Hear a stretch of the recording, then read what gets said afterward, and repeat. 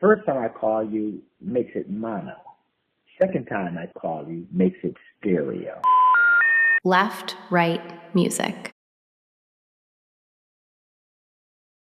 So let's get back to it. So I was about to get Sound Radix started up, which is also known as Auto Align. I'm more familiar with Auto Align 2. I'm sorry. I'm more familiar with the first Auto Align. But they've actually come a long way. This new Auto Align 2 is so crazy. It's way less work. Like so much less work. I be wondering did it even do it properly? Cause you used to have to do so much. And now you don't have to do all that no more.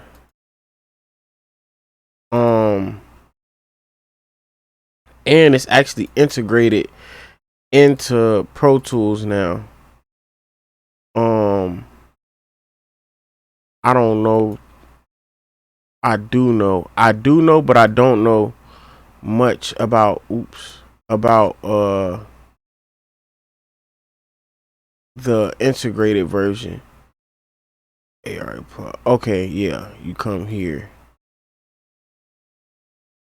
So let me turn the group on.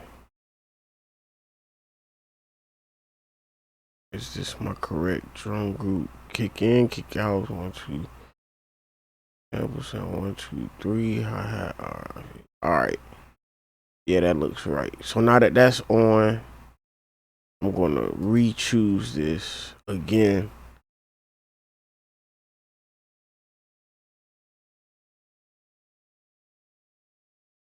Looks like that way didn't work, or was it because it's already on it? All right, yeah, it was because that one was already on it. So we got all our tracks in here, and now you literally just click a line and hit play.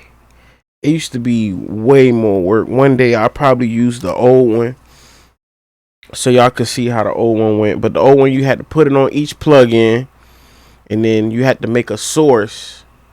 So you had to make the source be like, I always used overhead. I used overhead left for the stuff on the left side of the drums, overhead right for the stuff on the right side of the drums, and then you let the song play and it aligned everything to that.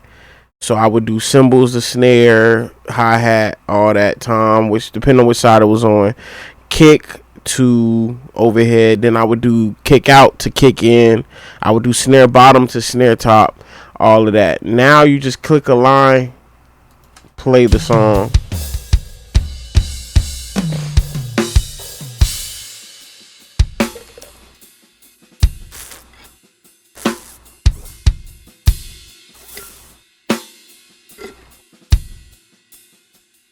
And it's done. It's literally done. You can see the stuff that had to be aligned, -30, -82, overheads -294. And you see the stuff that didn't have to be aligned, but it's literally done. So for those who need an explanation, this is basically a phase fixer.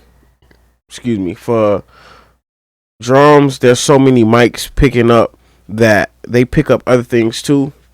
And when multiple things are picked up by multiple mics and there's bleed, you start to get phasing. And when you have phasing, things cancel things out. So the reason what Sound Radix does was by Sound Radix, but it's called Radix, but it's called Auto Align 2. What it's doing is putting everything back into phase so you get your whole body back, because you could be losing your bottom, you could be losing your out kick to phasing issues with your in kick and don't even realize it, but this realizes it, brings it back into phase, so you get all your body back, so you can have your full spectrum of hearing your drums and EQing them, and not EQing phased out canceled drums. So that's what Auto Align does. And because I integrate it, I actually don't need these on the plugin. There's two ways you could do it. You could do it putting it on as a plugin on each channel, or you could use it the integrated way like I did, which is a new thing Pro Tools got going on. Well, it ain't really new, but it's showed up in more recent times. Within the past maybe 2-3 years, you started to see this. I'm used to having to put it on each plugin and everything, and that's how my preset was from the template that I started this session from. But since we did it like that, we're good. We're auto aligned. Everything should be cool. And now we continue. So now that we have that done, we are going to quantize, guys. Let's get into this quantizing. So the way I quantize, I keep clicking that. The way I quantize, I use elastic audio.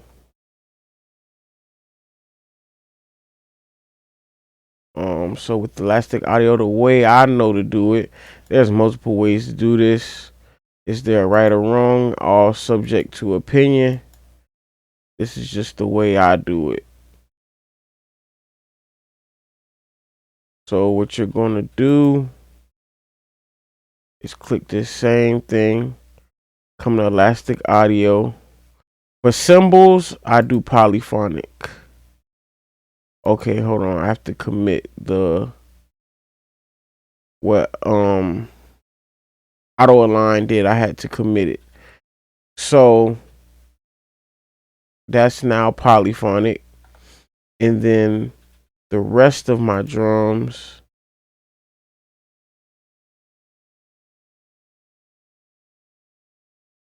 I make rhythmic.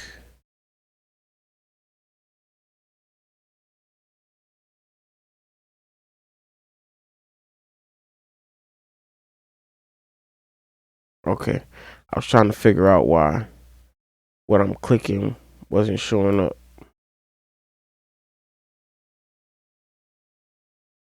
All right. So we do that, and then we come over here. This being here is new to me. It's dope. I'm used to having to come to an event, tempo operate. I'm sorry, MIDI operations, and then quantize, which brings you to that. So I used to be the type of guy, and I said it before, that would try to do the whole thing at once, and it failed me. I used to run into issues, run into problems, all type of stuff. So I'm no longer that guy anymore. I like to take my time and start from the beginning. So with that being said, we're going to turn the group back on, and we're going to get to quantizing. So usually I'll pick an area like this. Actually, I like to pick an area. I usually go like before times. It doesn't really matter. I just pick an area. We already have the grid going. I put the tempo on tempo, and we're going from there. Oh, before we do that, the mistake I was talking about earlier. The mistake I was talking about earlier was I didn't put my original drum files in like my playlist. So in case anything went wrong, I could come back to them. Major mistake on my part, but we can fix it. So what I'm gonna do is figure out which folder you know what, I'm gonna do that later. I'm not gonna waste that time on the video. But yeah, normally before I started editing the drums, I would have brought it down in the playlist and brought it up, drag it down and then push it up so that I could come back to my original audio if anything went wrong or I needed to do anything. But me recording and everything popping up, I mistakenly forgot to do that, which no excuse.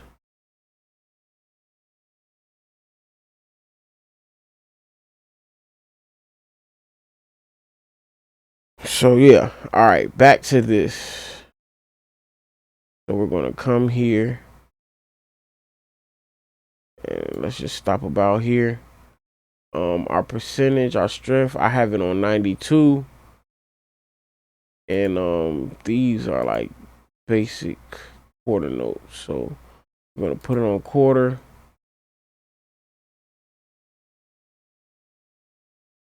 And we're gonna apply it.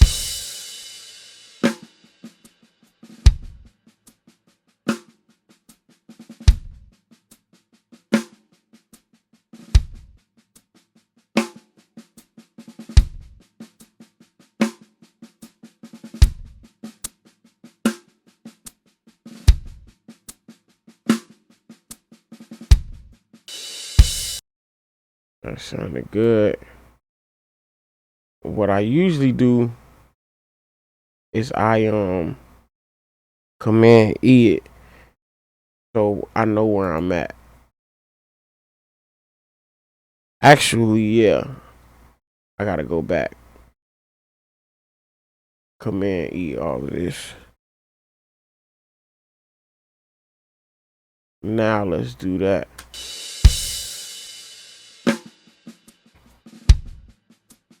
And we know that was good. Reason why I had to Command E and then come back is because when you just have it highlighted and not its own clip, it had just quantized the whole clip, which was the whole song. And I didn't want that.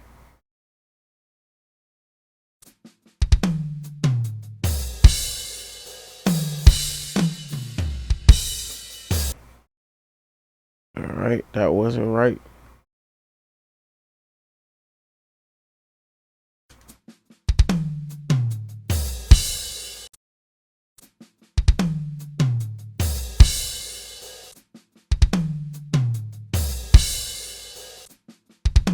All right, so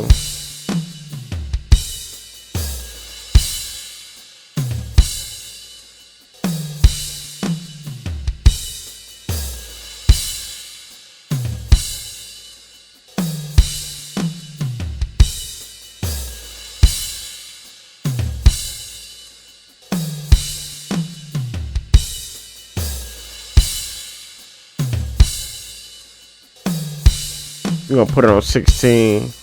See what that does with 16th note.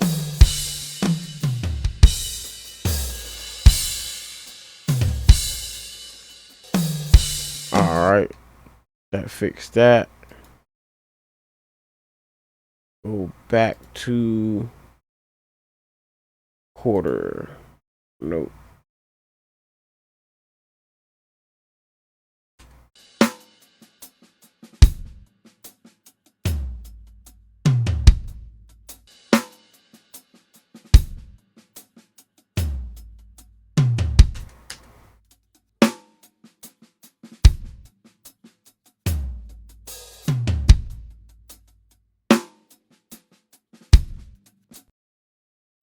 Let's listen to the transition.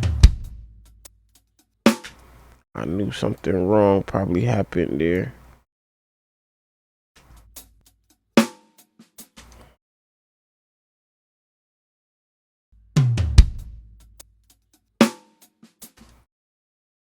All right.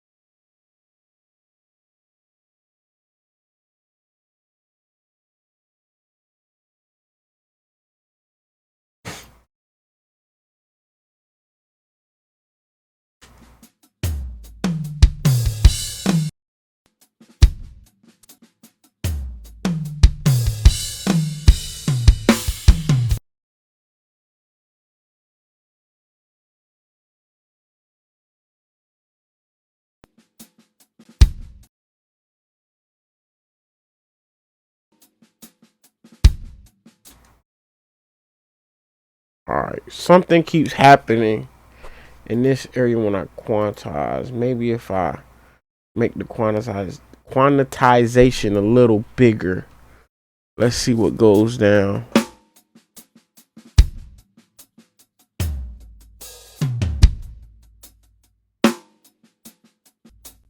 Alright, that sounded better.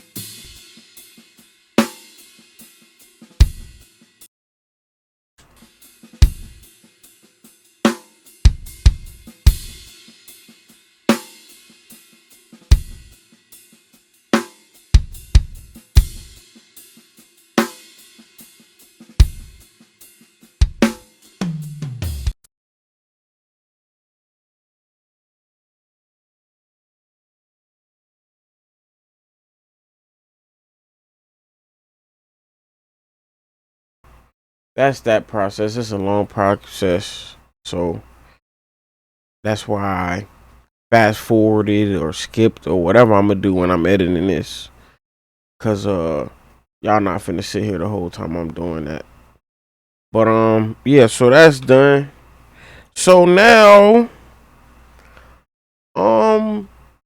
the fun begins.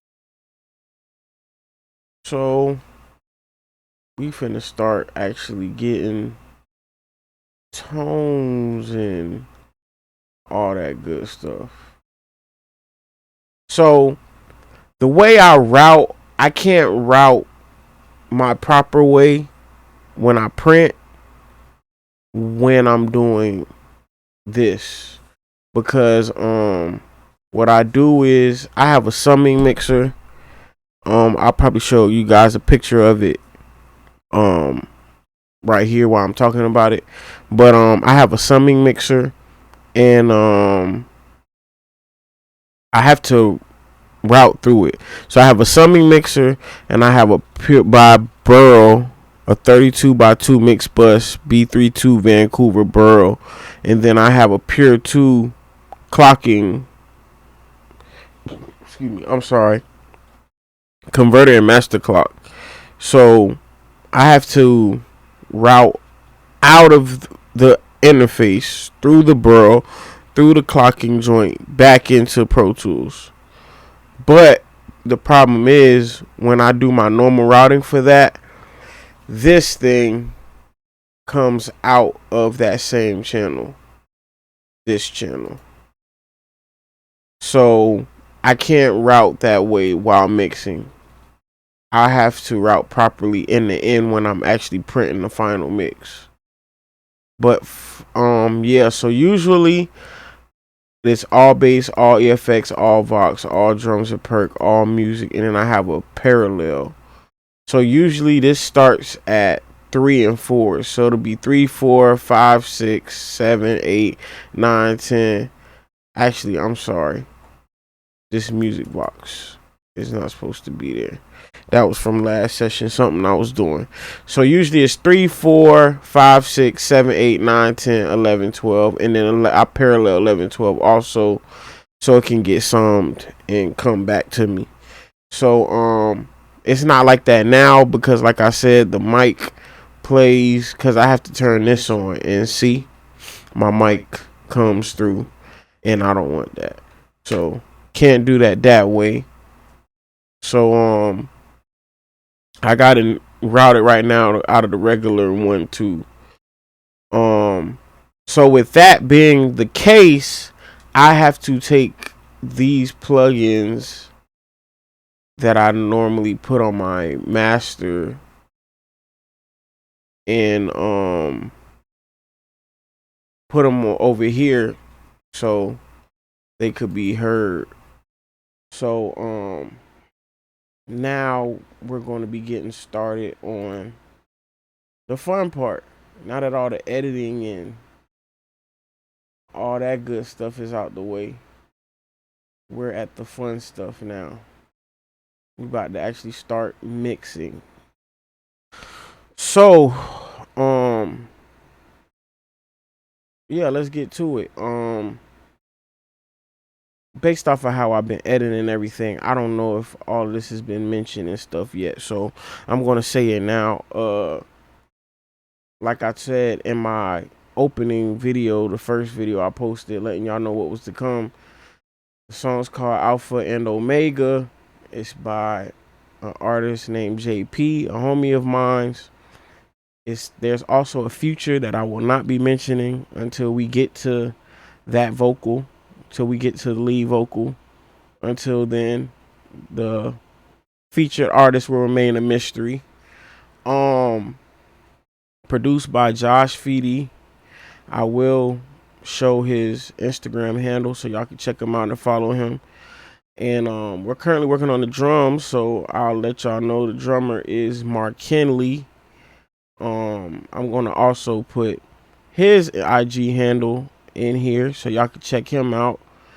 So yeah, let's get to it. Let's get to work. Lord, please don't let there be any hiccups or problems. We've had enough. Let this go smooth. Amen. All right, y'all. So let me turn all this down because, like I said, we had got started, and you'll see in those other clips that we got started and all that. So now that drums have been replaced and all that good stuff, we're going to get to sculpting and EQing and compressing and all that good stuff. So on my bus, let's start making this bus stuff active.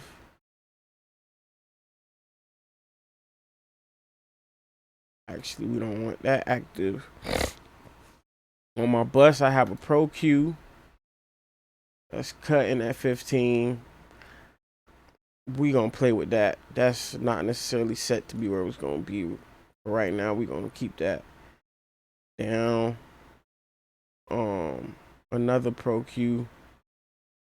We're gonna delete that. Of course, all of this stuff is from my template on the last song I mixed. So all that stuff was used on the last record. I just already deleted whatever I did. Whatever cuts or boosts I did has already been deleted. And we got a BX Clipper on here also. So that's what's on my drum bus currently. And let's get going. So we're gonna find an area to start from. I'm gonna highlight that. And we're gonna get going.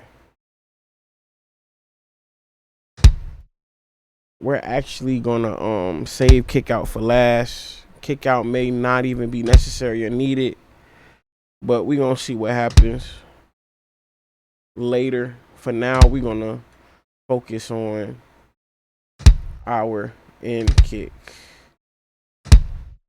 We don't need that trigger too.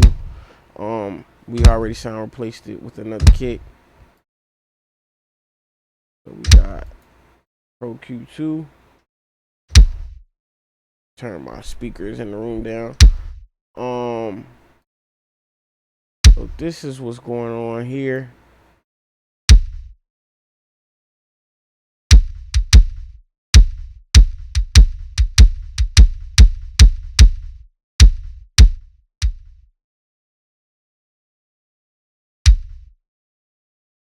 It was too loud. It was getting some type of woofing sound. So I actually want to bring my gain down a little bit on the clip.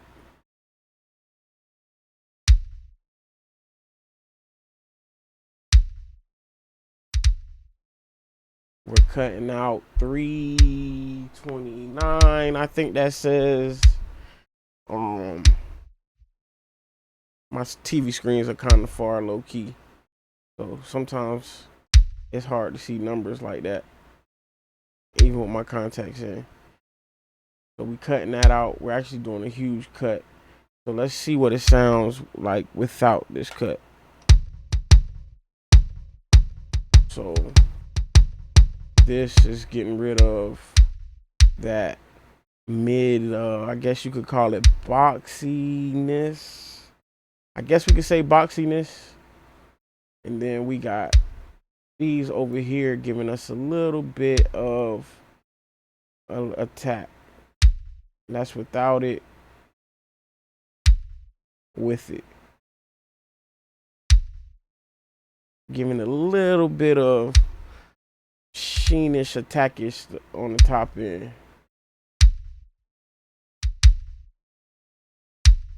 And this is doing nothing. It was doing something on the last session, but I don't think we're gonna need that. And if we do end up needing it, we'll just bring it back later. Like I said, we're gonna skip this kick out for now. And we're gonna come over to snare.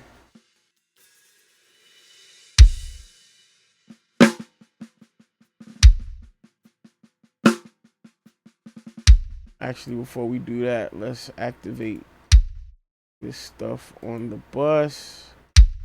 I don't believe we're going to need smack attack. We're going to leave that off. This is doing a cut at 90. And then this is giving us a little boost, a R channel. This is like a multi-band EQ compressor. There's another name for it, a way to say that, but that's just what I'm gonna say right now. EQ compressor. And it's giving us a boost in the highs. 8K on out. It's giving us a boost.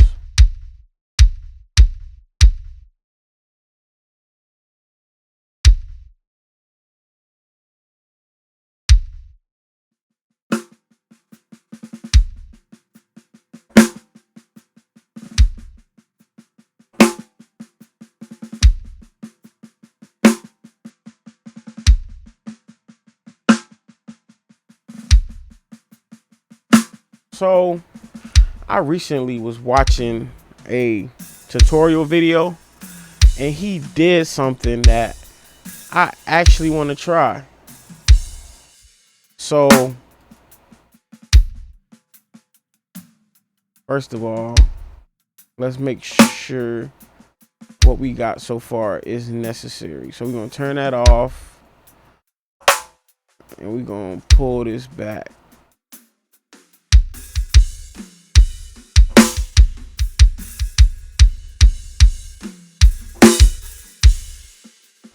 Let me actually solo the snare for now.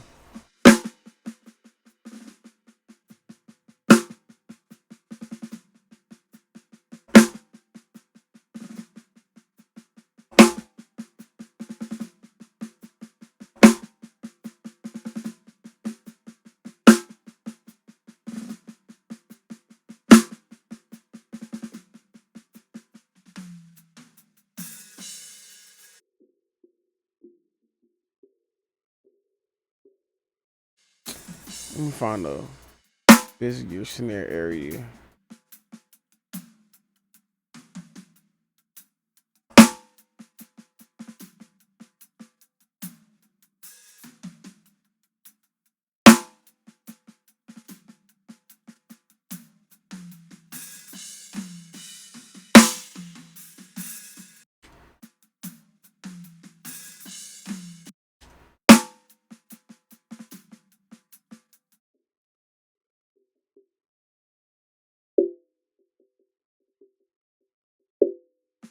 So that's getting, we cutting at 409. Me personally, I know it's necessary and needed sometimes in certain things, but I hate like 4 to 600. It's like, I don't know, I just hate, that's like the first frequency I go after whenever I need to cut something. Sometimes it's bad, sometimes I take it away too much, so I'm working on that. But I hate that this area, like that 4 to 6, 500 specifically. Like, I just got something against 500. Like, I'll never forget, I was dealing with Mackie speakers, and there was a frequency in there, and I'm like, what is that? And I took out 500, and it's like the whole speaker just voila. Ever since then, I like hated 500. But anyways, let's move on. So for now, we're going to leave this like this. Of course, we may have to come back and do more sculpting and stuff once the music is in and we're trying to, you know, make space and hear everything. We might have to come back then. But for now, we're going to leave this like this. And then what we're going to do, we are going to duplicate this channel.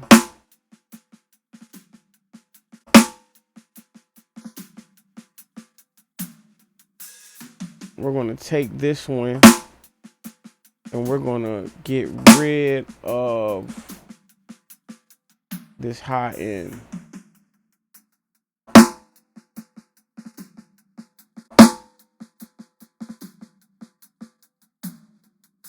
And we're going to put a compressor on here. We're going to use a CLA 76. Now, y'all, this is my first time doing this. We tested this mug out together. I just saw someone else try this trick. So I want to see what it's on and see what we get out of it. And we're going to squash the mess out of this. Now, the reason why I took all those highs out before I'm about to squash the heck out of it, is because when you compress, it welcomes in highs. If you can have a vocal, a drum, anything, and it'll sound fine. Once you start compressing, you're going to start hearing those highs come out. So that is why I cut a good amount of those highs off. And now we're going to squash the crap out of it. I'm a preset guy, but I'm not a preset guy. I like to start from a preset and then go from there. So we're on this snare thing. But I want to take some of the attack away and see. So let's actually listen to this without the other one.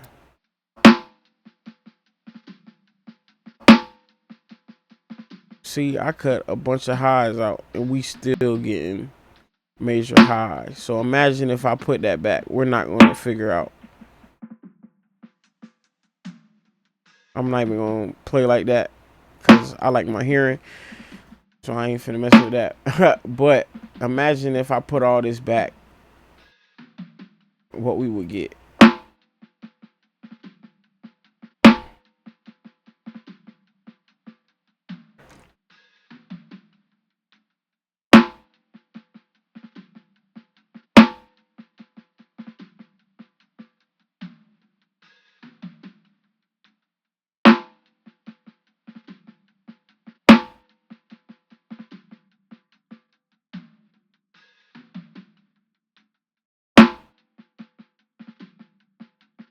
Let's make this a little quicker.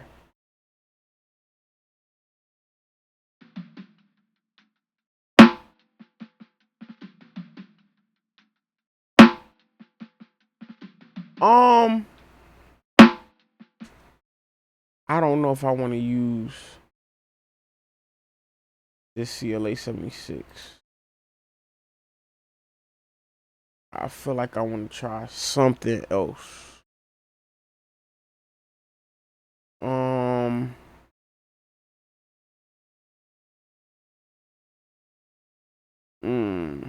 The question is what something else. I want something that gives me more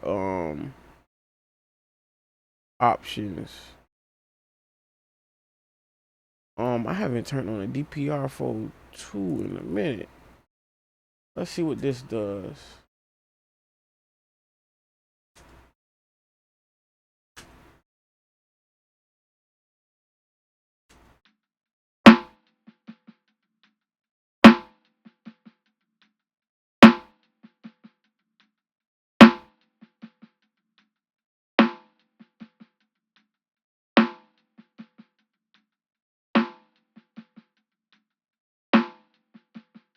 I like what this is doing more.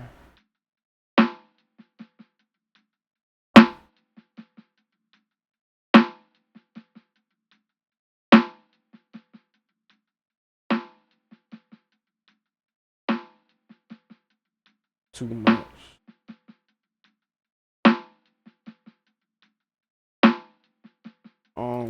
Let's start with something. Let's see.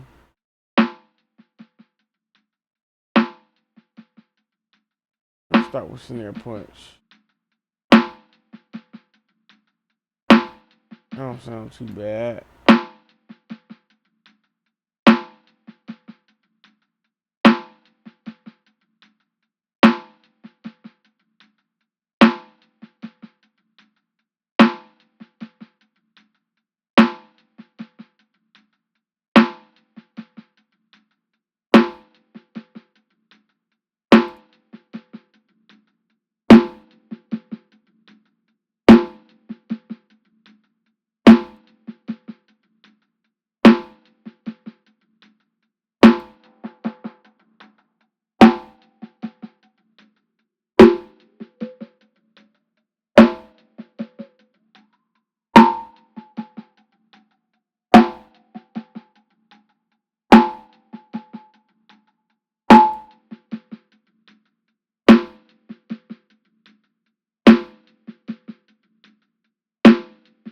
There you go.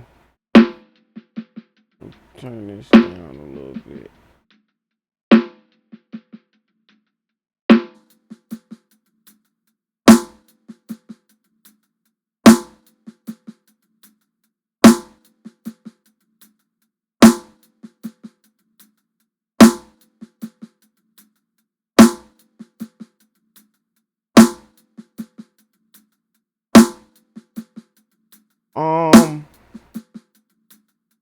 I'm still getting a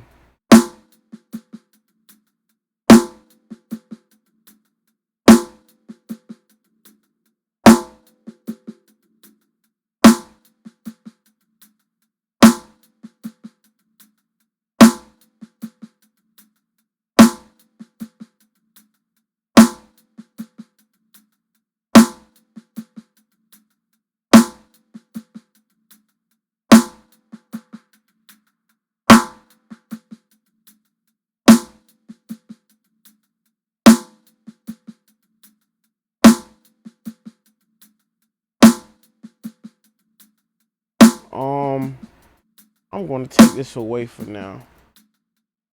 We don't want to put nothing up there that we don't have to, because we still space. We still gotta think about space. There's still stuff that gotta go up there, vocals and all that. I'm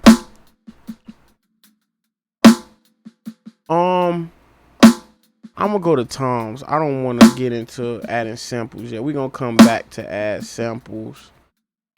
Let's get to this tom one. So typically for toms, I put a compressor on each tom. And then on our bus, we got some stuff here too. So we're gonna get rid of that for now. If we ever need it, we'll bring it back. I got a cut from 28. We're gonna get rid of this for now too. Actually, let's just leave it there. Let's leave it. I'm gonna put it at 30. We're gonna leave that there for now. And then we got, this is my favorite Joan on toms. Like, it literally changes the whole, I can't explain it. So I put it on the preset toms of Thunder, but I do editing after. Let me save my version. We're gonna call it LR toms. And then let's make sure it's saved. Alright, it's here, LR tom. So I'm gonna show y'all the difference. So we're gonna go back to the regular toms of Thunder, so y'all can see. This is the regular toms of Thunder. And then I come in, I take that, and then I build from that, and I do all of this. And this is my favorite compressor to put on toms. My absolute favorite. And then I have CLA drums. We're actually going to take this out and see if we need it later. Actually, no, we're going to leave it on. It's not doing much. I'm going to zero out all of this. And the reverb and gate's not on. We just got the compressor, treble, and bass on. We're going to cut that off too. Actually, yeah. Let's leave this off for now.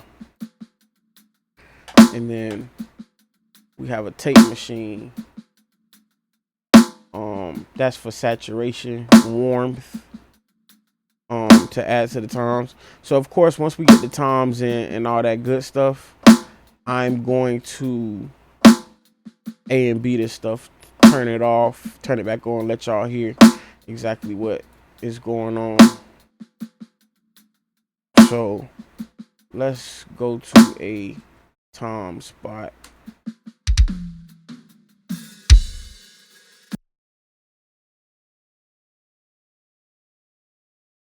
We're gonna turn these toms up.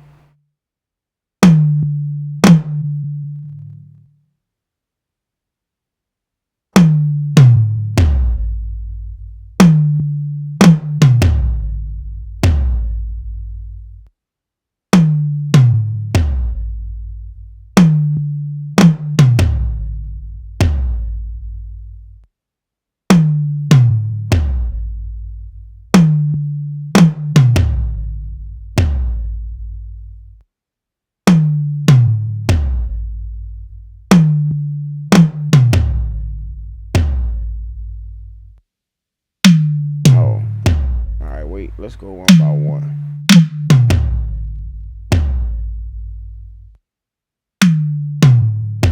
I told y'all I always hate this area.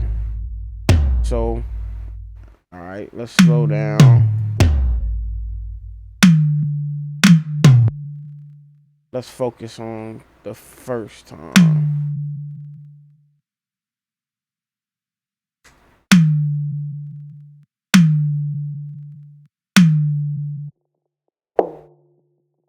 Y'all hear that? I told y'all I hate this 4 to 6, 500. I hate that area. It got like this pancakey whatever sound.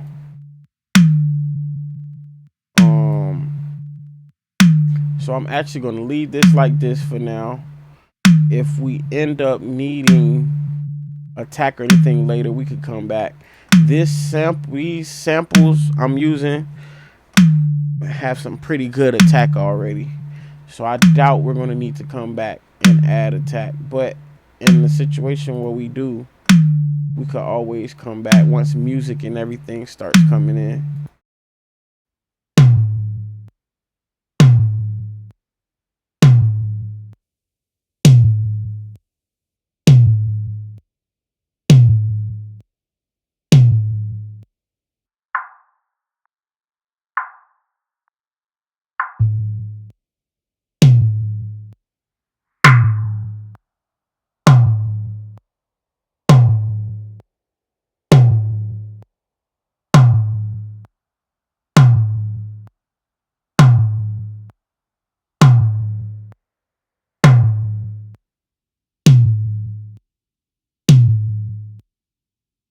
That's more like it.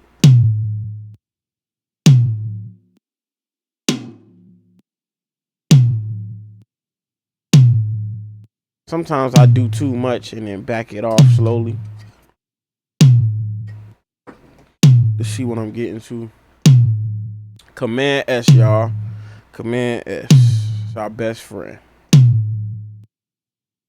Again, I don't know if we're gonna need attack, but if we do end up needing attack, we can always come back later and add it. I think that's all I'm gonna do to this time for now. And we got our floor.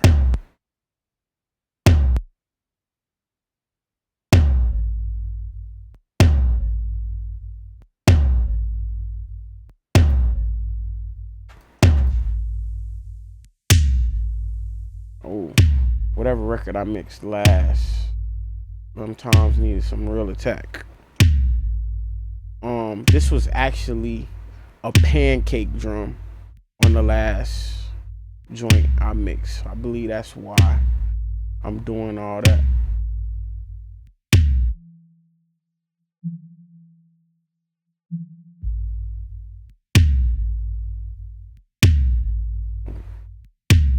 I don't think I need that here.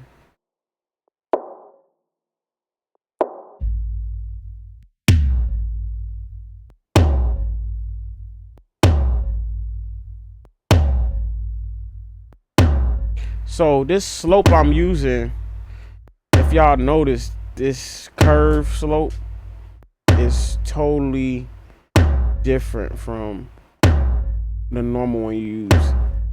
Figuring out this slope changed my life. It changed my life, you guys. For those who use Fat Filter and don't know how to get to it, you make your joint and you come to slope. So normally it looks like that. So you find your frequency, you come to slope, and you choose your slope. That joint changed my life when I figured out about that. So that's what we're taking out for now.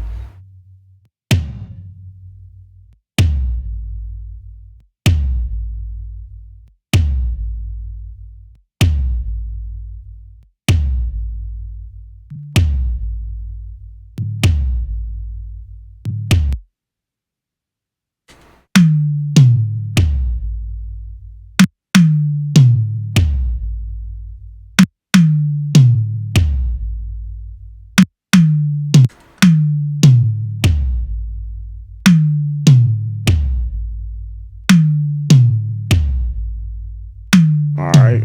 So now we're gonna cut off the plugins on the bus and see what we get. So first we're gonna turn this on. unless you watching this video in a car or you got a sub hooked up, you're not really gonna hear what this is doing. I'm just getting rid of that low rumble that takes velocity from us later. I actually want to make that like a brick wall.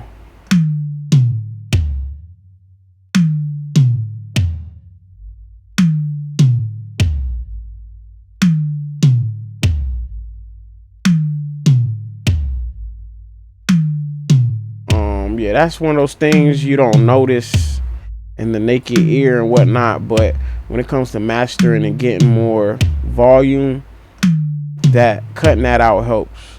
Because even when we voltage is the word I want to use, even when we don't hear it, it's still pressure to the song, which means you're gonna clip when you're trying to push it.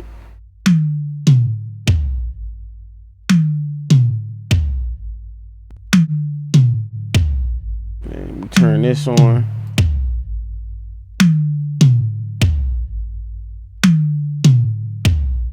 I love this joint.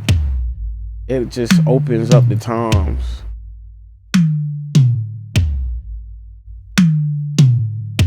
It opens them up. And then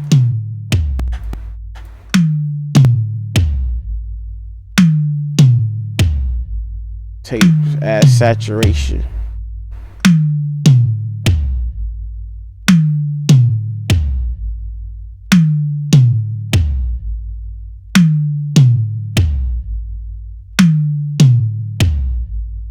That is our toms.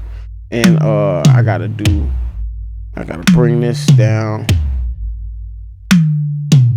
This channel track, I don't know if I'm gonna get to show it because, like I told y'all, so much technical difficulties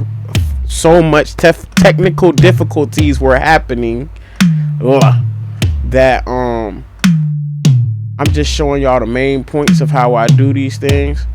But if I didn't get to show it in the previous clips, I'm using this channel to keep the ghost notes of the floor tom rumble.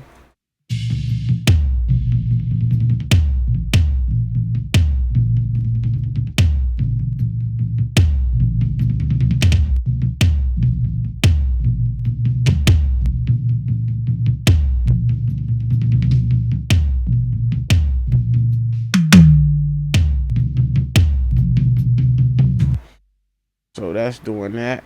And I actually just heard we got rid of a tom hit somewhere somehow.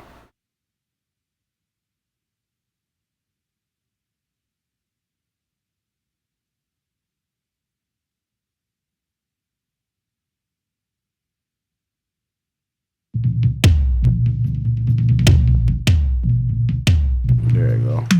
All right, so that's what that is for. That is my ghost notes. Cause I didn't want to. Sometimes it works out. Oftentimes it doesn't when you try to replace the ghost notes and make it still sound authentic.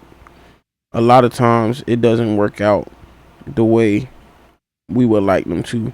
So I left the ghost notes and replaced the accents, the actual hits. And that's what this extra Tom 3 duplicate channel is for. Now we get to our cymbals.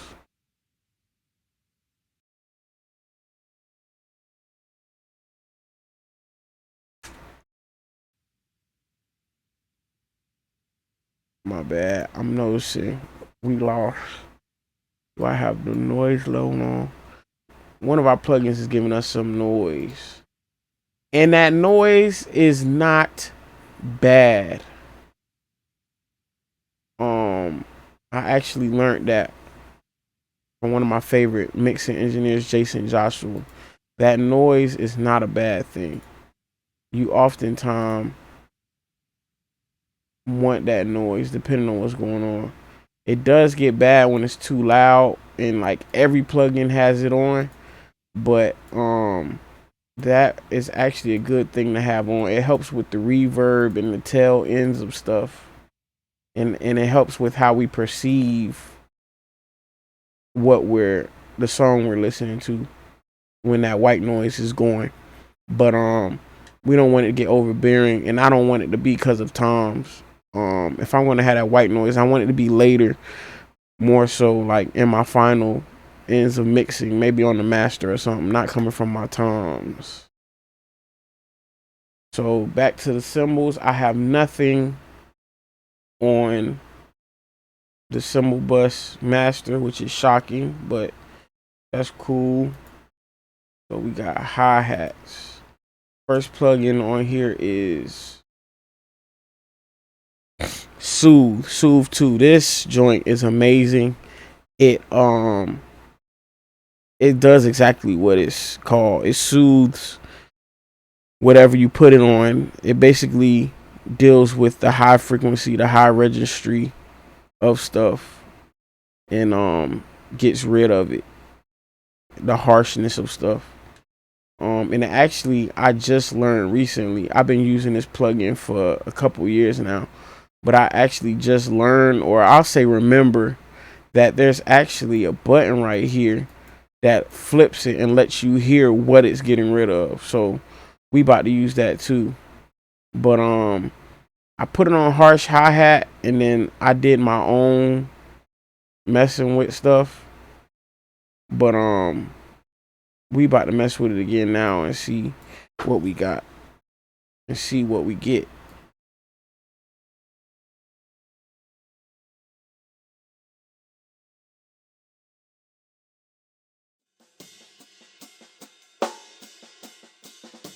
Let me see.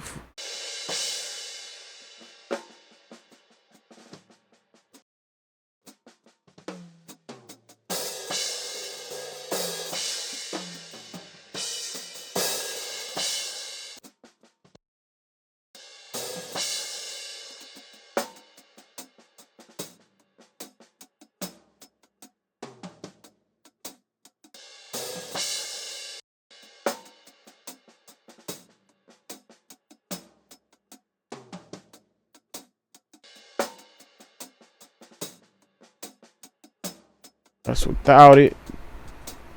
That's with it. So this is what it's getting rid of. I actually wanna.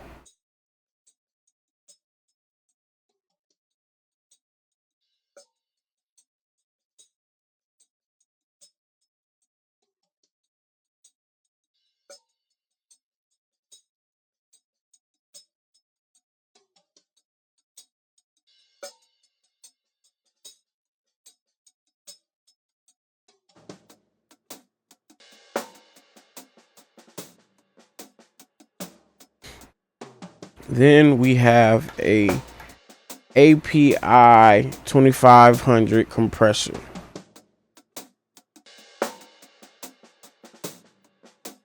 I'm gonna just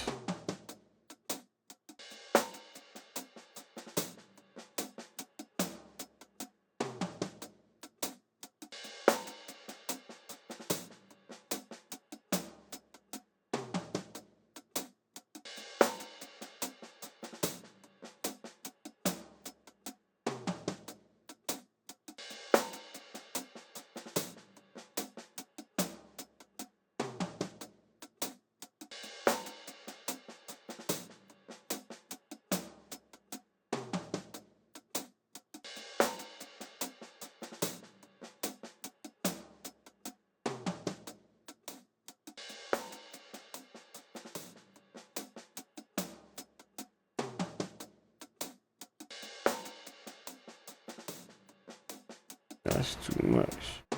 We're gonna leave that at medium.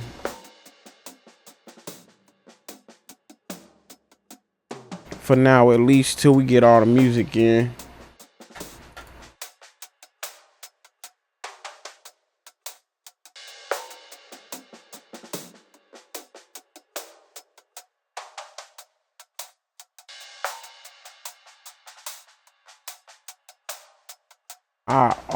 I want to see What's the sound difference if we put that before soothe?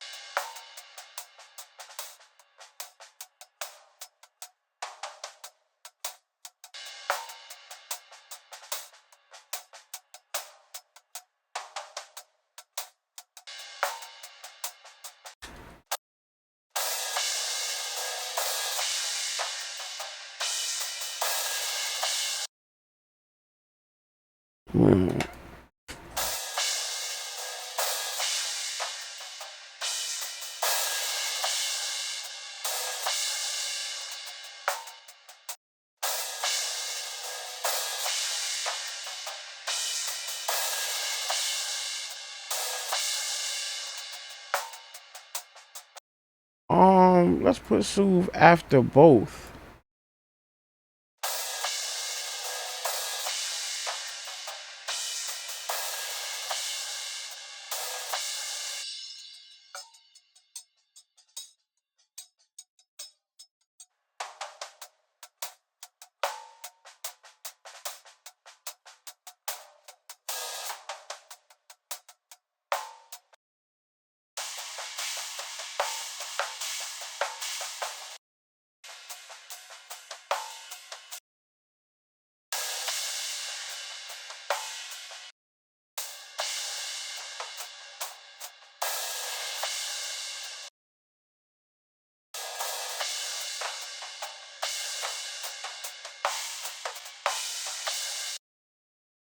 All right.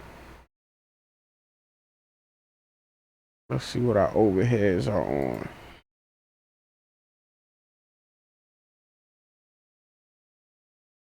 Actually, let me do that with it playing.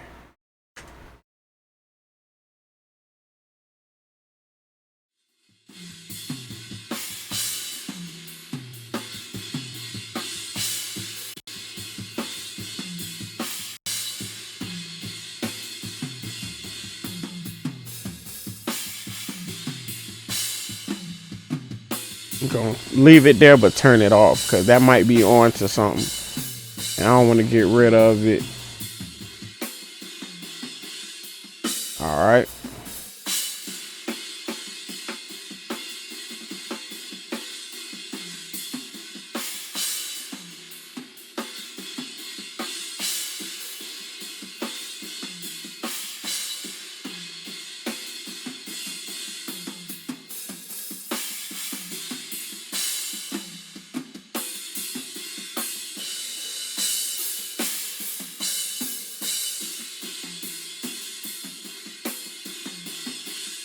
Now let's bring the API in.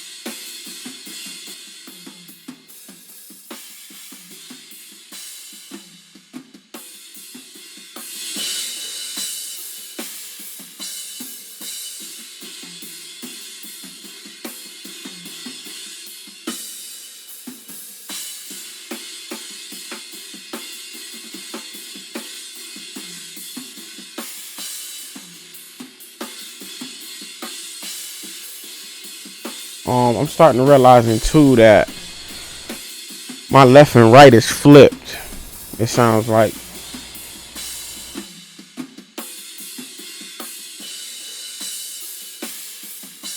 I'm hearing the floor tom on the left. And I'm hearing my ride on the left. I hate it. I hate audience perspective. I don't know if it's because I was a drummer first. I used to be a drummer. I don't know. But I hate audience perspective. I don't care if it's a drum video. That's just me. Like, when it's audience perspective, I take my headphones off and flip them. So I'm still hearing. There's like 2 records where I love it so much I could deal with it being audience perspective. And that's Ty Tribbett and GA Victory album. If you listen to the Victory album, the whole album is actually flipped, not just the drums. I don't know if that was intentional or what happened. I don't know. The whole album is actually flipped. But and I can't think of the other one. But yeah, I hate audience perspective. Give me drummer's perspective every time. So I'm gonna fix that in a second. Now let's turn this Soothe on. Let's see what Soothe is doing.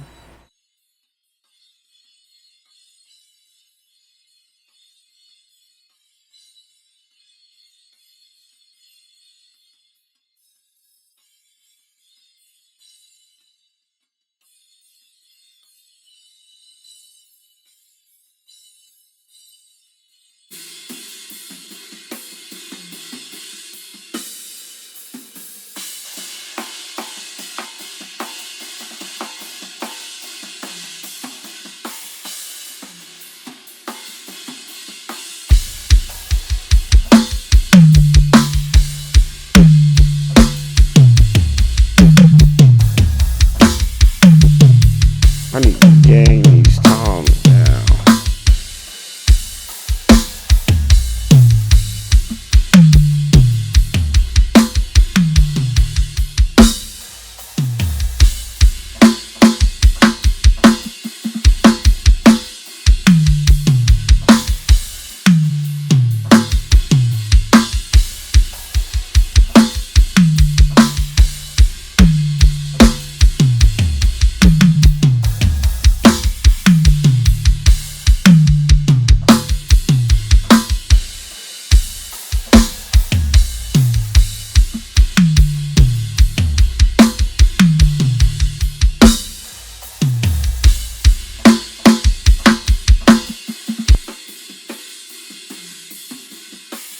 Now it sounds right.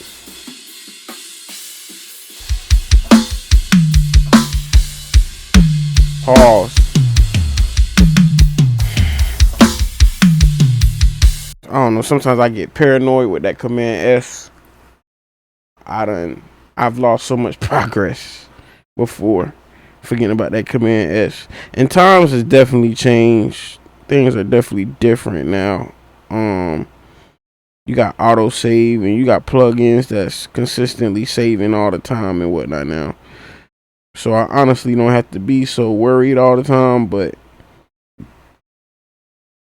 yeah, I just been scarred so much. Computer shut down, this happened, this quit. So yeah, I be Command S-ing a lot. You gonna see that pop up on the screen a few times.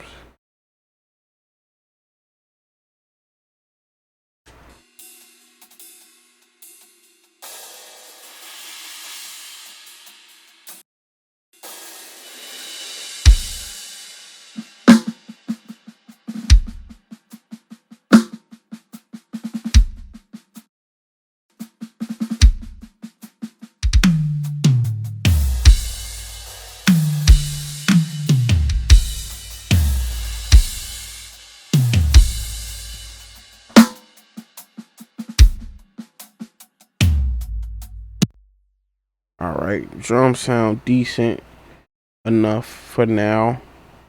I'm gonna come back and try to fine tune more stuff and dig in more into them later once music is in and we know what we actually get into. But for the most part, for the starting of it. The drums are at its starting point. So now let's dig into verb. Actually, no, I'm lying. We skipped out on samples for now. So let's get to that. We're gonna turn that on, but we're gonna keep that bypass for now. And we're gonna go into trigger 2. And we're going to browse for a snare.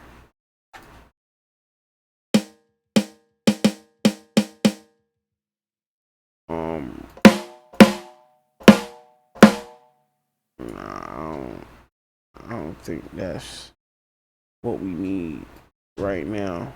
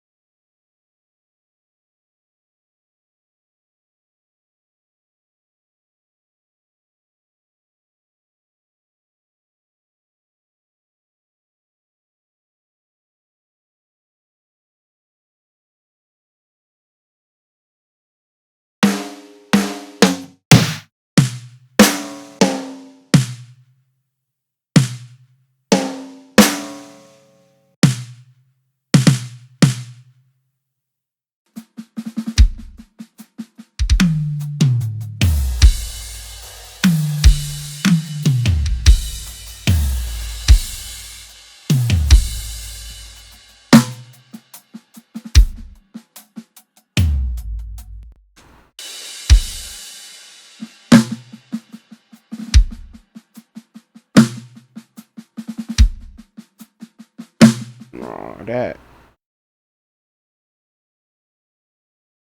sounds like drummers hitting the side snare and the main snare at once. That ain't what I'm going for.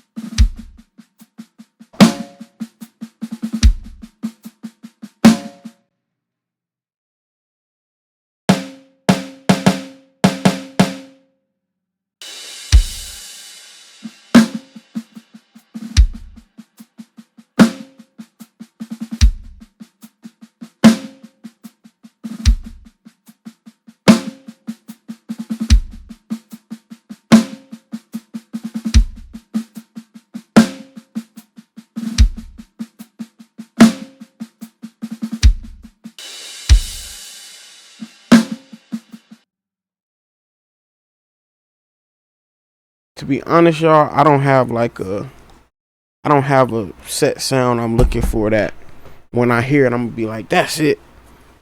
I'm just going with it. That's why you see I'm clicking stuff, and then when we hear it, it don't sound good because I'm experimenting. I don't have a set sound I'm trying to hear right now.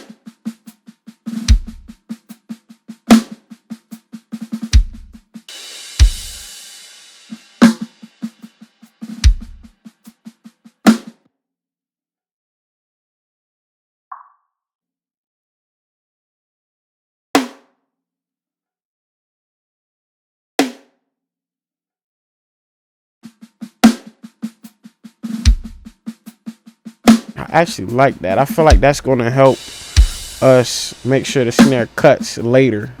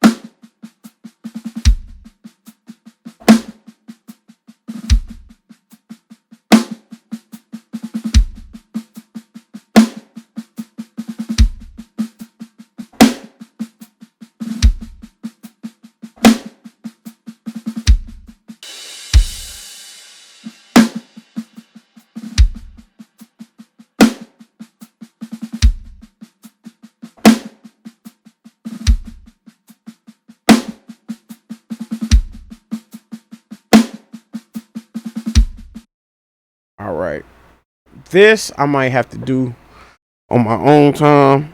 I don't want to waste time looking for this or doing this right now. I want this to, as the track say, be snare bottom. I think, hold on, I might know immediately where it's at. Oh, hold on. I gotta turn the fader up.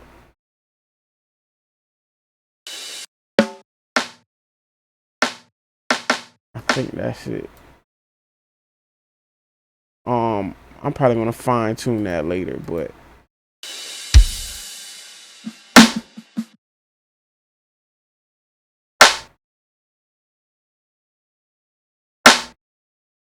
we need to turn that down.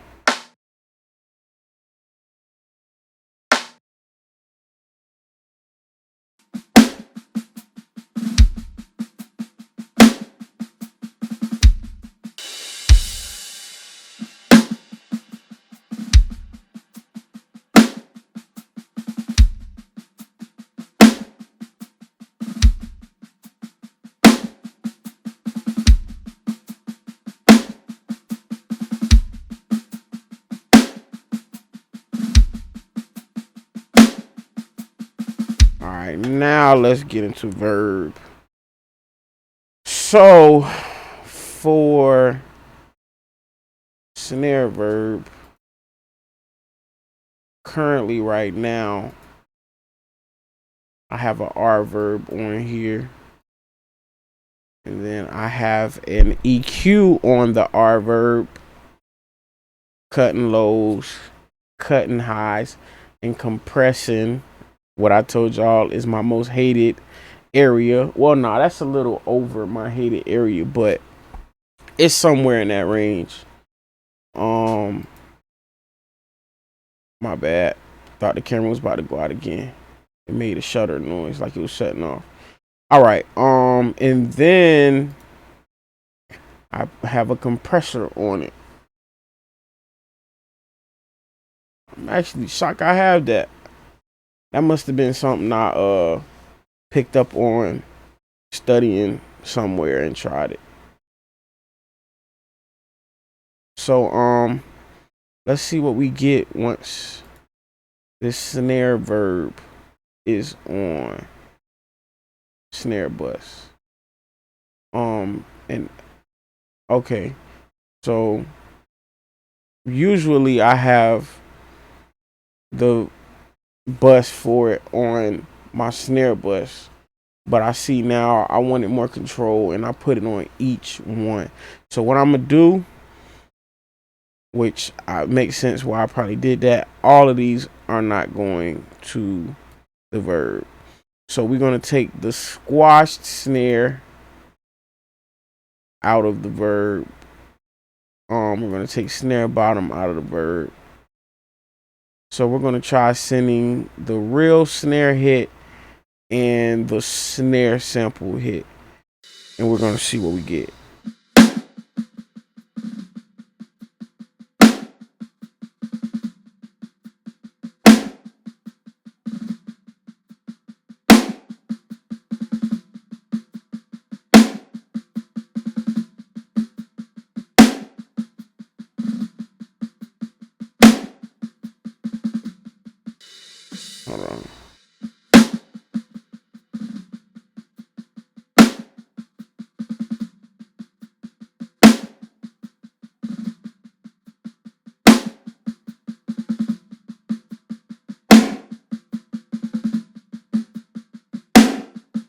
All right. So the last record was so congested. I didn't want the verb to have much of a tail. The verb was more so to just make it bigger. I didn't want it to have any type of tail or decay. That's why you see the decay is so short.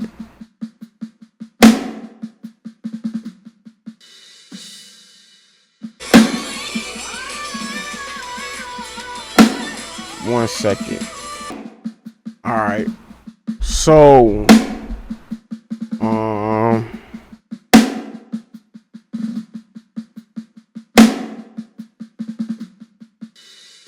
to be honest, I don't use the R verb often. I use it. I'm more of a H verb guy.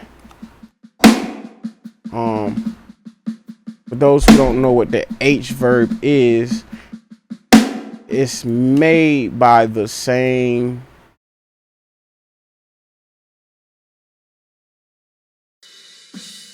I just taught myself something new. My bad, y'all. I didn't even know you could do that. So control in space activates and deactivates that entire track. Never knew that. Just taught myself something new on accident. I was trying to command and control just that plugin. But I just want to show y'all what H delay is on. So H delay is made by Waves also. It's another delay they have, and it's super dope. I'm sorry, I'm saying delay. H delay is my favorite delay, but this H verb, this is what I usually use.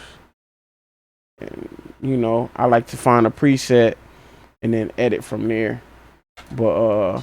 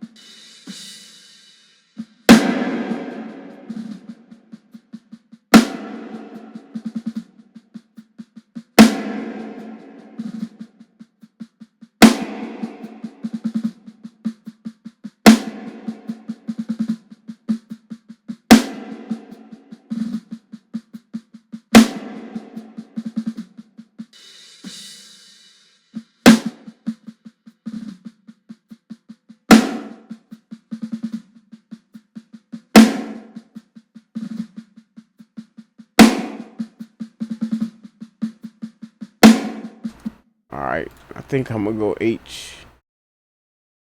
Y'all, we experimenting together. All right, so we're gonna go H delay, but we're gonna make it not be so. I'm gonna shut up now before I have to say pause.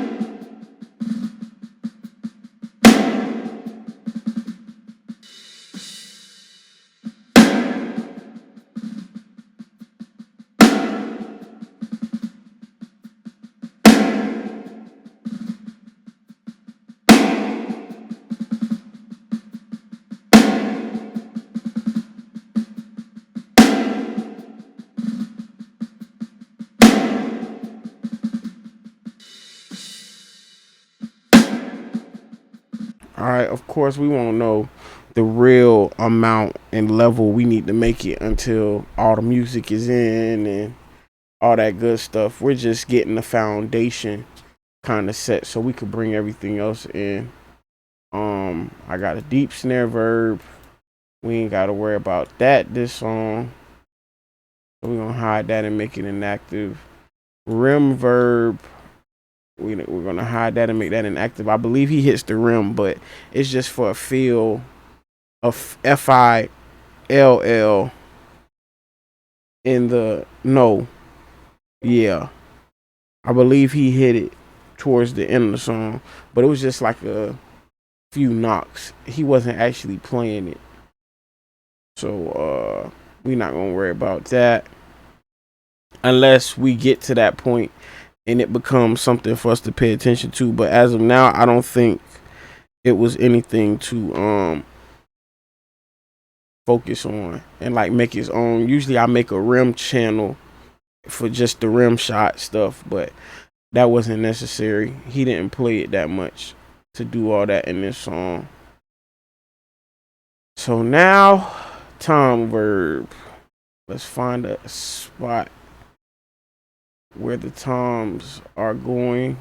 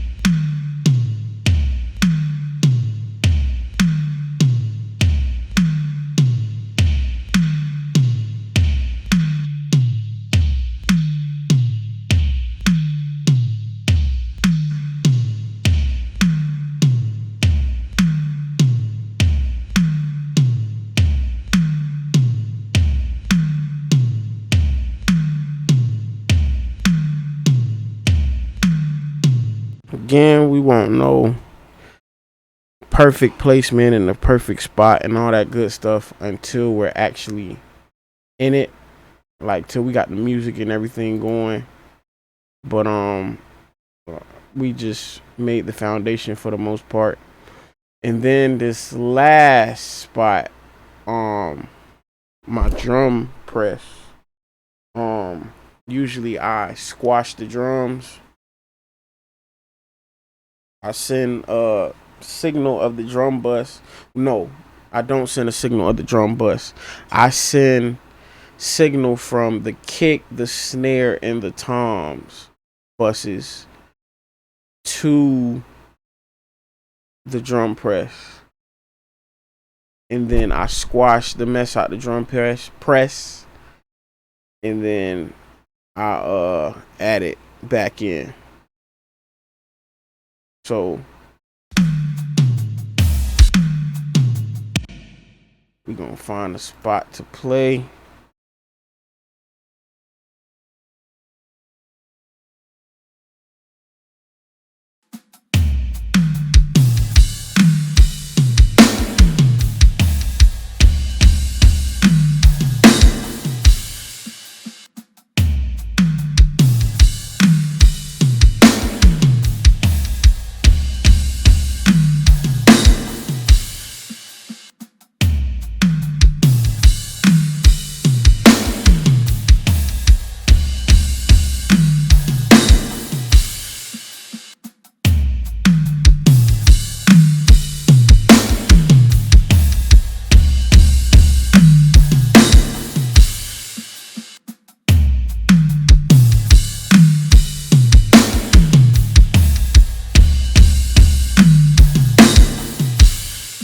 actually gonna take some of that kick away.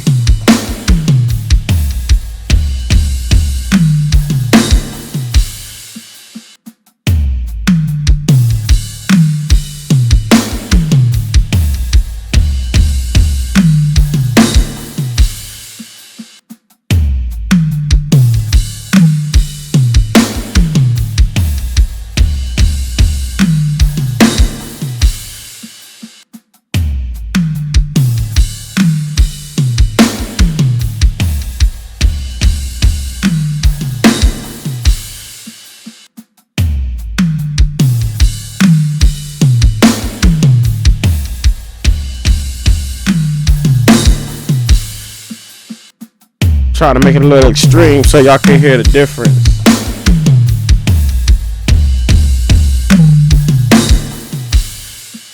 But I balance that with it.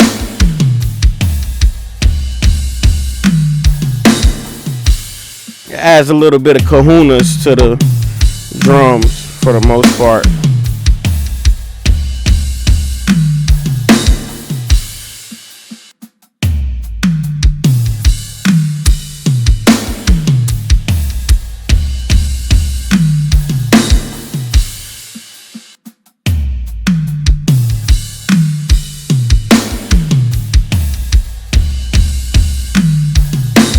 So now we have the drums at a good, decent starting point.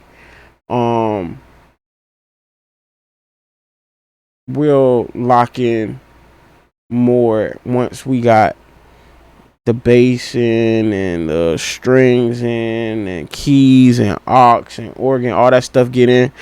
We'll come back to the drums and lock them in more and figure out if we need them to cut more and figure the verb levels out better, all that good stuff. But as far as foundation, we're at a good foundational point. So next up,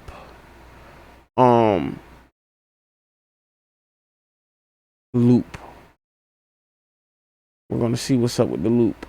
So on the loop bus, we have a Pro Q. Ain't doing much. It's cutting out something. It ain't that much. And then we have I Am Pusher, Infected Mushroom Pusher. I love this plugin on loops, percussion, all that stuff. It like makes it stand at attention and gives it a little oomph to whatever's going on. So yeah, let's get to these click perk stuff. So let's make sure we in the area where everything's playing.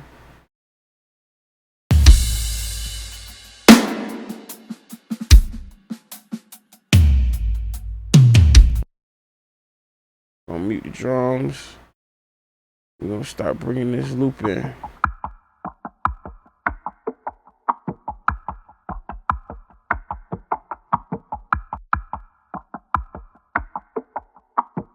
The reason why I'm lost is because it must be the meter setting I'm on. Trying to figure out how it definitely has volume, but my meters ain't showing nothing. Let's go classic, Pro Tools Classic. There it go. I'm like, why we not getting no meters moving?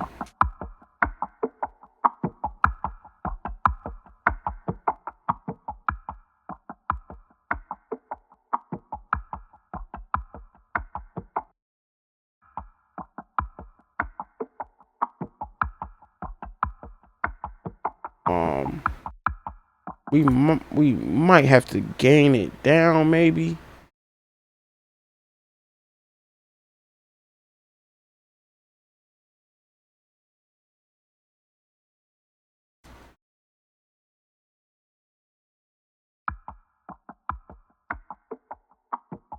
Actually, no, I didn't mean to say gain it down. We might have to gain it up. I should have said,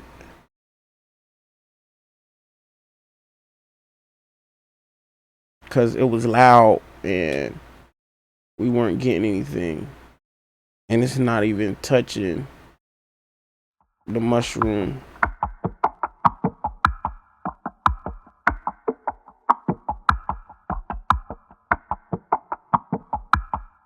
So this is with I am pusher off.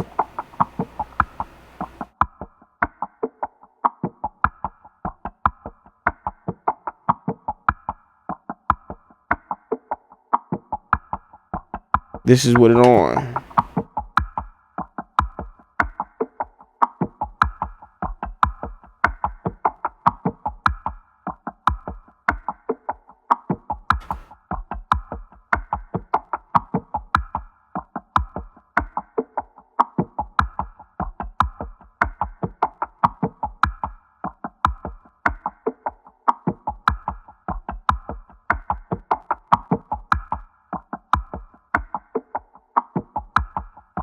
All right, I'm actually getting a little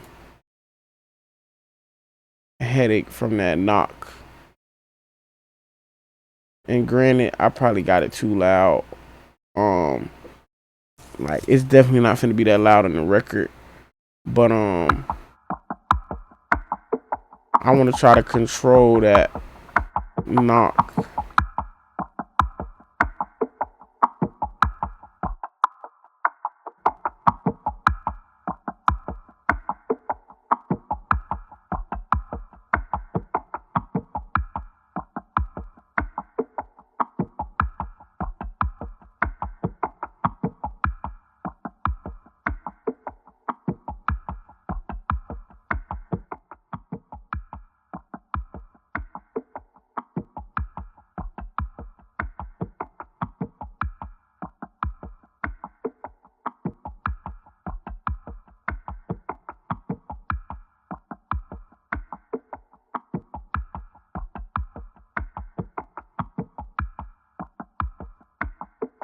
And we're going to get rid of unnecessary low voltage.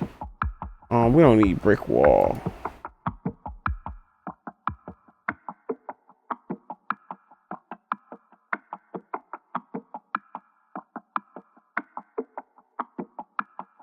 And I actually want to get rid of up top just to make space for other stuff.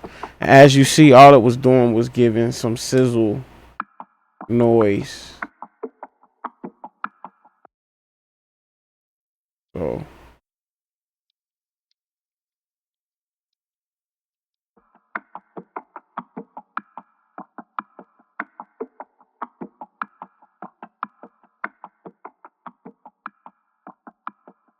we gonna leave that somewhere around here for now and mute that. And then now we're gonna see what's up with this.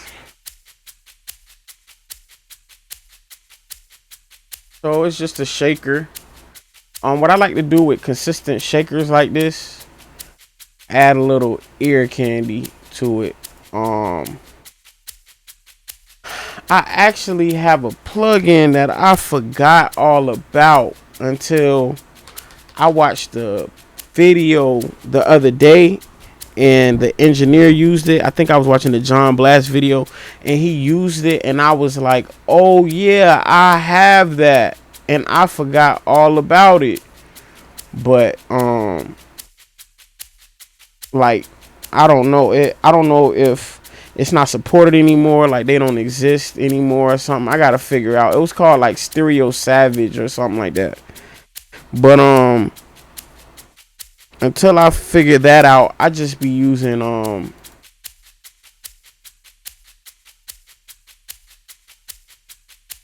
when I see it, I remember the name.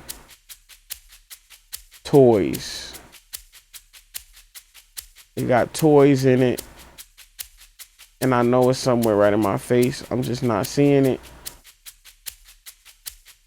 That's what happens when you have all these plugins. Sound toys. Here we are. And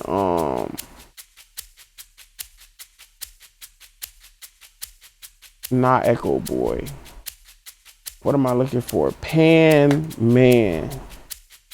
Pan Man.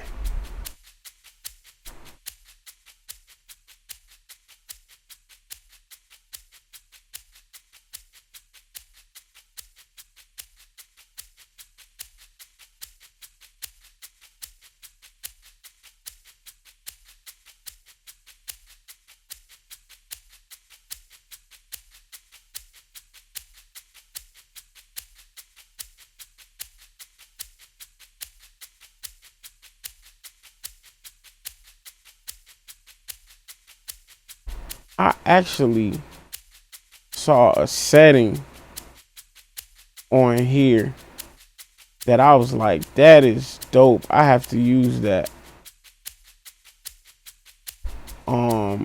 But I can't tell you what setting it was, what preset it was.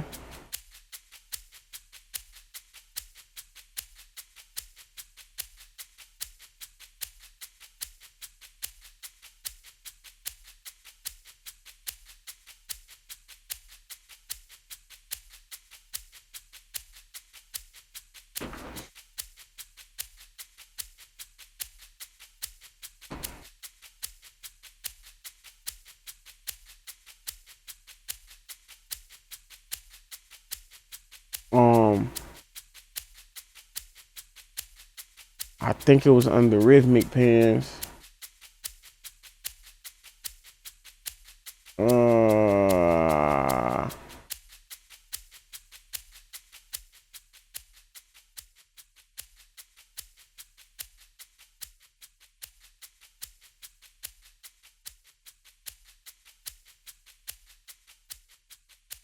kind of like that.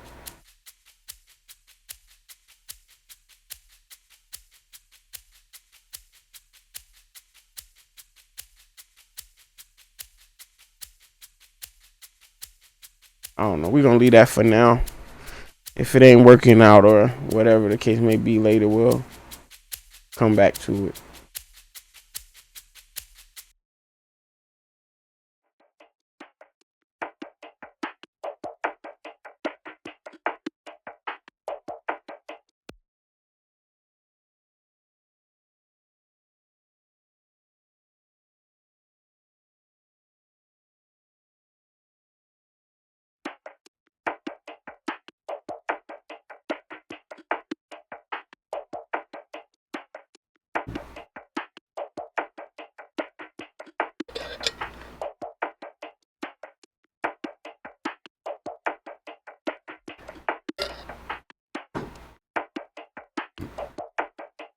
Excuse me.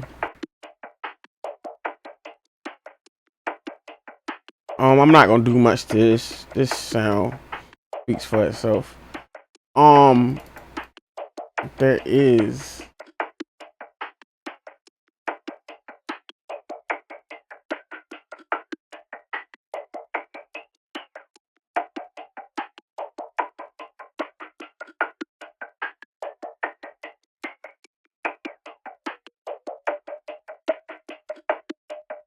y'all. I gotta learn my frequencies better. I want to be the type of cat that hear something and jump at the already know what frequency it is and just go get it. I know a few people like that. I'm not like that. I got an app that I've been paying $15 a month for to practice my frequencies. I've been paying $15 a month for like 2 years, and I think I used the app 3 times. I'm horrible. I'm sorry.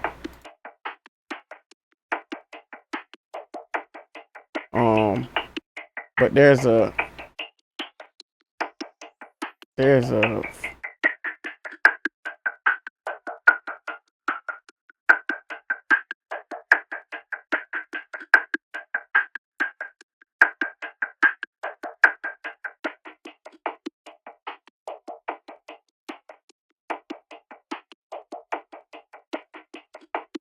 all right. I think that's what I was looking for.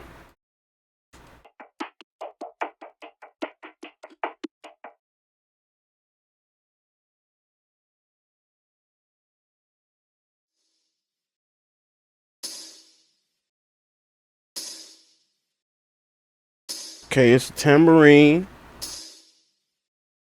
Sounds like they got their own.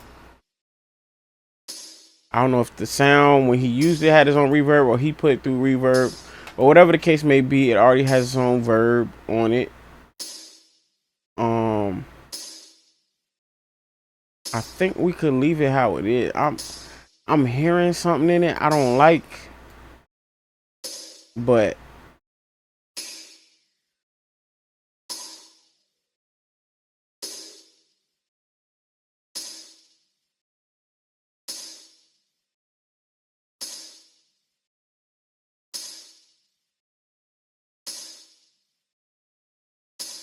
that might have been what it was. All right, we just gonna leave that there for now. If anything, like I always say, we'll come back to it. All right.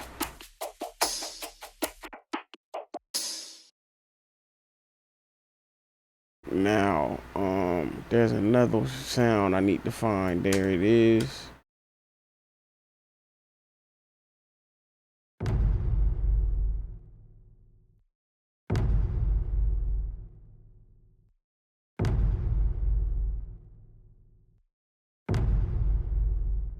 Not much to do to this. I just want to get rid of some of that low register. Let's do too much and then bring it back.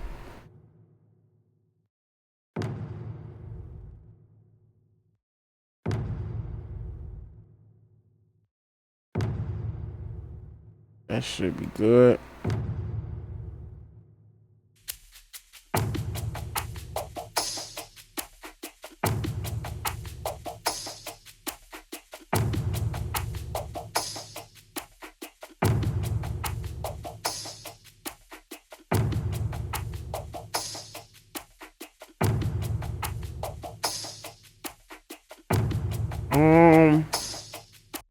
Is there a spot where they're all going? No. They are never all going at once, which is cool. But we'll play this area.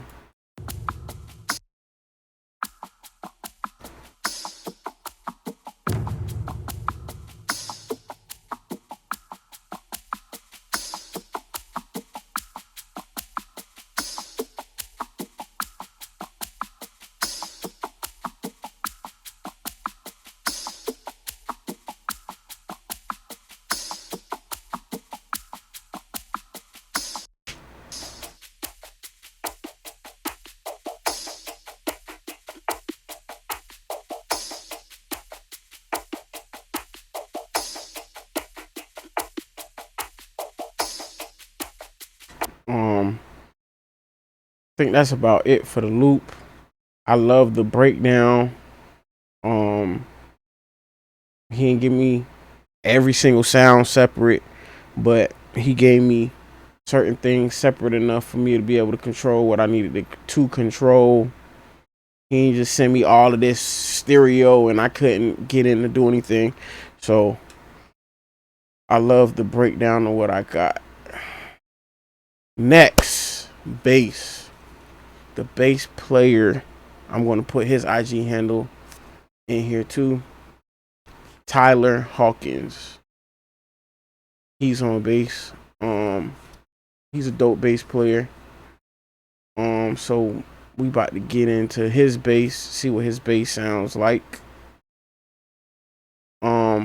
So when I originally got the bass, it was there was distortion. But when I talked to Josh, we aren't sure if it's something that happened from him to me or if it was originally like that. So he went and sent me the original bass file straight from Tyler.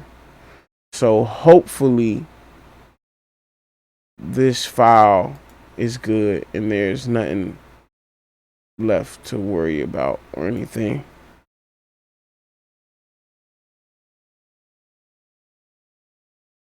So we're about to find out. So we're gonna play the bass, turn it up, Actually, I'm gonna turn it up while it's playing.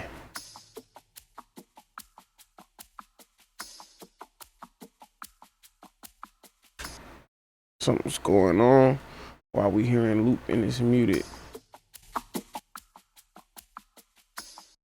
Okay, we were hearing loop through verb.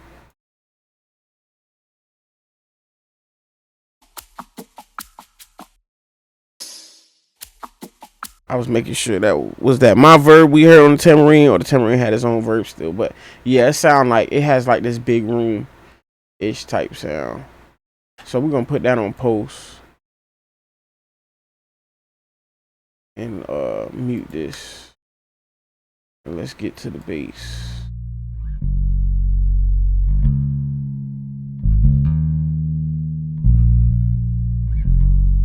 So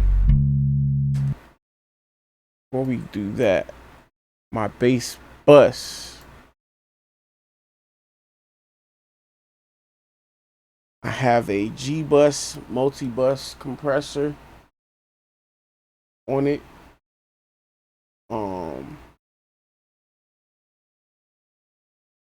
Got a multi-bus compressor G bus on there, and then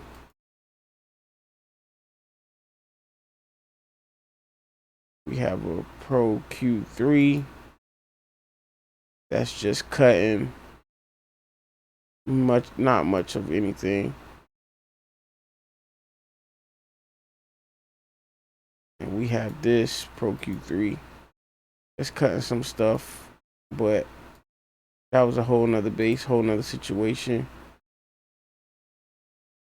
So we're gonna take that off. If we ever need it later, we could come back to it. So now with that,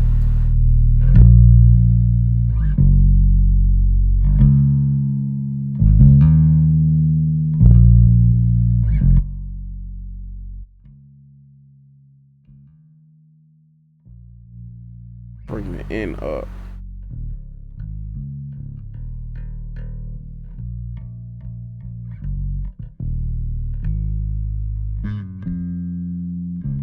Actually, let me not do that. I don't have none of my plugins on yet on the actual bass.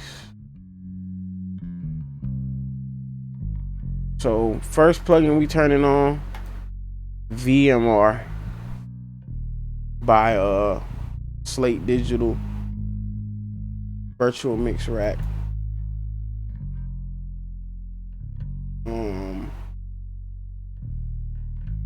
This is a joint I got from my boy T-Ray. He taught me to set up. That pretty much gets set and forget.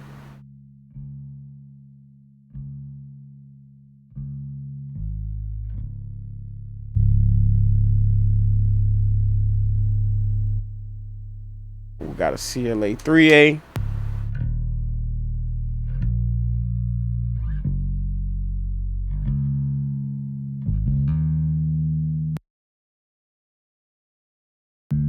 And so far so good. I think that might have been something coming from Josh that had the bass sounding distorted.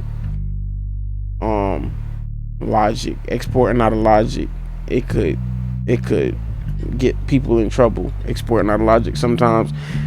And especially with that normalizer, which he said the normalizer was off, so I'm not sure what happened, but it looks like that was our culprit.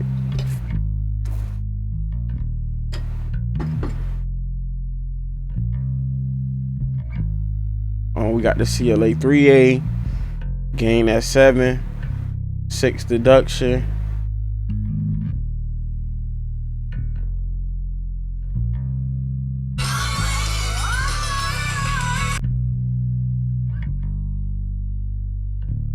All right, and then we have Spectre.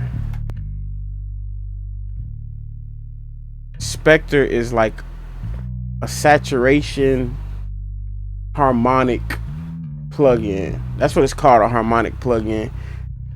It adds harmonics to the frequency, so it's like you boosting the frequency, but you're boosting the harmonics of the frequency, not necessarily like a regular EQ boost. So I actually like what this is doing already. It's boosting 60 something, and then we got a boost up here at 2K and 6K on. I want to lift that a little bit.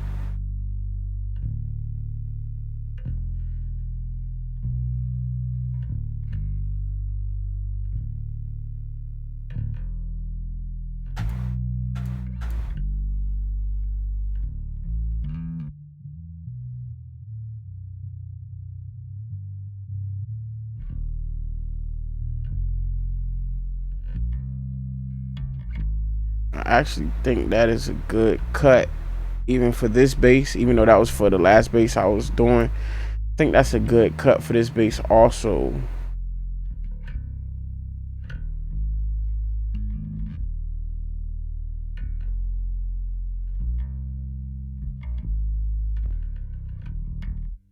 What I'm not going to do, we're not going to boost that right now. I actually want to change the slope of this and make it wider.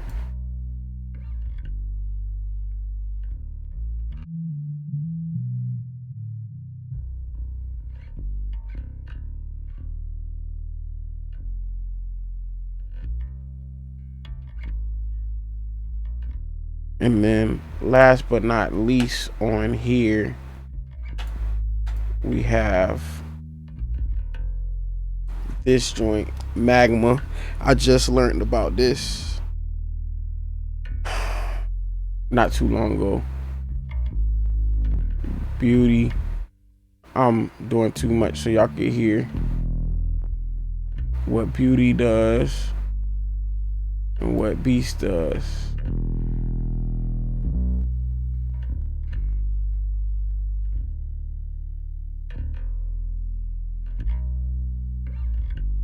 One's for more top endish, one's for more bottom end.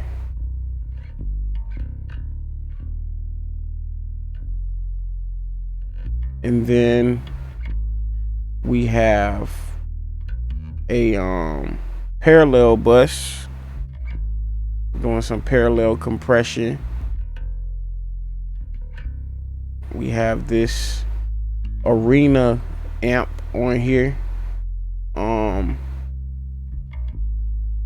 I forgot where I learned about this from, but I threw it on here and I love how it sounds for being the parallel.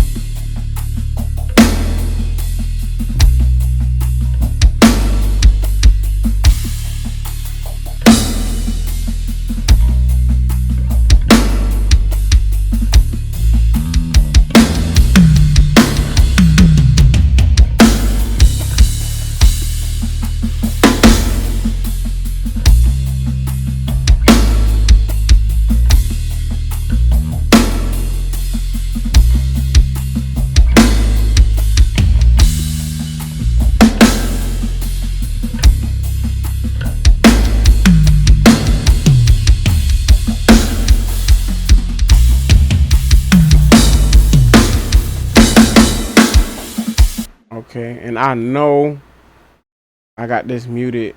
That's a chop. Some stuff went on earlier Remember I told y'all I was having issues and I've been recording, so I'm definitely going to fix that chop and put that back.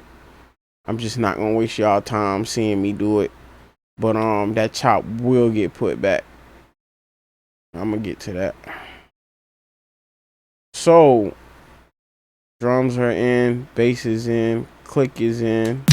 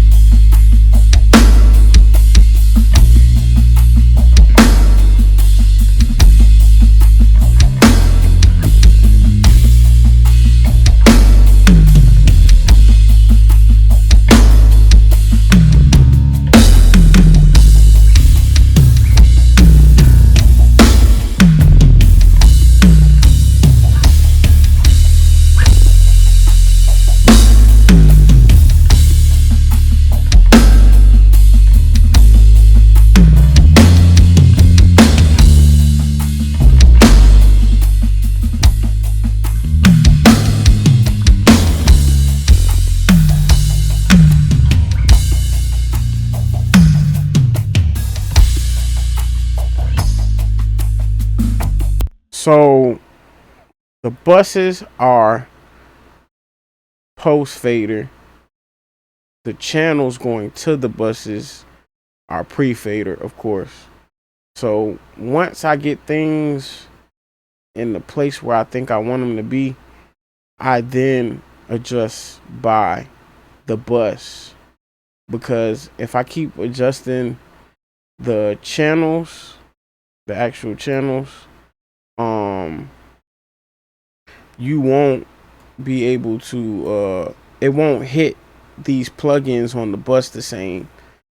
So like I need to turn the toms down, but if I pull each tom down, I'll be pulling them down and they won't be hitting the compressors and stuff the same.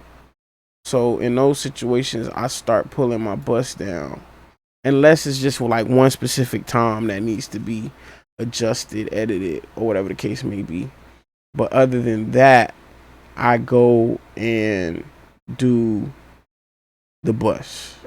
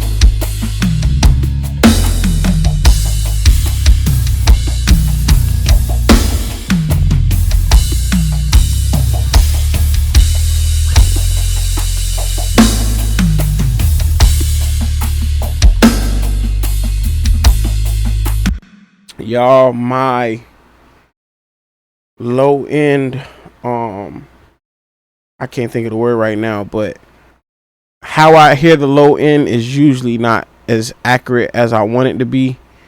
My room ain't set up properly, which I'm not even going off my speakers right now. I'm going off these headphones. But usually I have to A and B with like my car, and then I have this dope plug-in over here. It's called VSX by Steven Slate. It's dope. It puts you in different rooms. Y'all, I'm wearing the VSX headphones, so I would hear it properly. But I'm still gonna switch through rooms, because even though y'all won't hear the accuracy of it, y'all should be able to hear how it puts you in another room.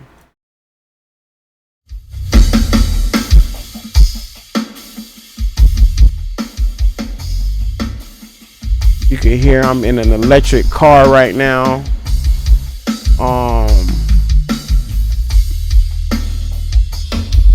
The club with bass, flat club.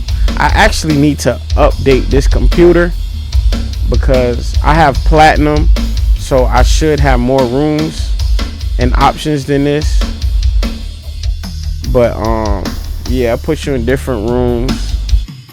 You can hear through different speakers. I'm hearing through this speaker. And you got midfield, which is these speakers. You got far field, which is those speakers. I hope y'all hearing this difference and I'm not wasting y'all time. But yeah, I usually have to use that joint along with other stuff to make sure I'm hearing my bass at a good point. Because I have a sub in my room and I got amazing speakers. I got Genelex, Yamaha NS10s, and I got Adams Audio. I think, don't quote me on the model, I can't think right now. But they were the top model until they came out with the new series they just came out with. A7X. I have A7Xs. So I got dope speakers, and then I have an Adams Audio sub. It's just my room ain't set up the best, so my perspective, I got a plug-in that's supposed to help me with that. But yeah, anyways, enough talking. Yeah, guys, I think that's the end of my first mixing video. Again, the drum, nothing's done. Drums, bass, and the loop, we're not finished.